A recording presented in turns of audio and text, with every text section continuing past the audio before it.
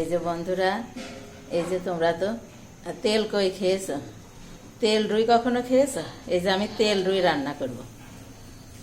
এই যে পেঁয়াজ আর ঝাল আর পেঁয়াজের এই যে রসুন আছে, এগুলো কেটে নিয়েছি। এবার রান্না করব, তোমাদের সাথে শেয়ার করব। দেখো, এই যে কড়াই গরম হয়ে গিয়েছে, এবার তেল দিয়ে দিব। মাছ ভাজবে এবার। এই দেখো তেল গরম হয়ে গেছে, এবার মাছ দিয়ে দেব।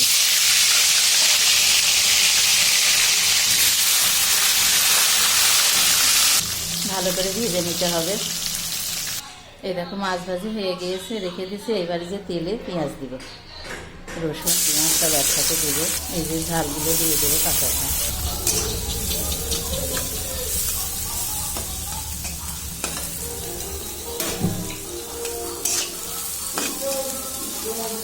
একটু লবণ দিয়ে দিলাম, পরিমাণ মতো হলুদ দিয়ে দিলাম একটু। মিডিয়ামের চাইতেও কিন্তু জালটা কম রাখতে হবে, যাতে পুড়ে না যায়। পুড়ে গেলে কিন্তু একদম ভালো লাগবে না। অল্প আছে এরকম করে ভাজতে হবে। এই দেখে লাল লাল হয়ে গেছে অনেকটা। মাছ দিয়ে দিচ্ছি।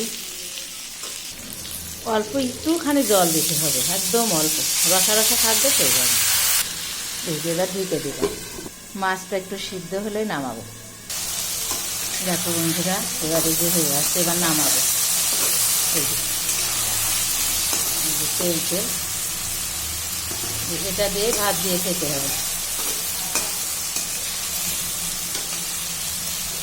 খেয়ে দেখো, খুব ভালো লাগে এইভাবে রান্না করে। এবার বন্ধ করে দিলাম চুলা।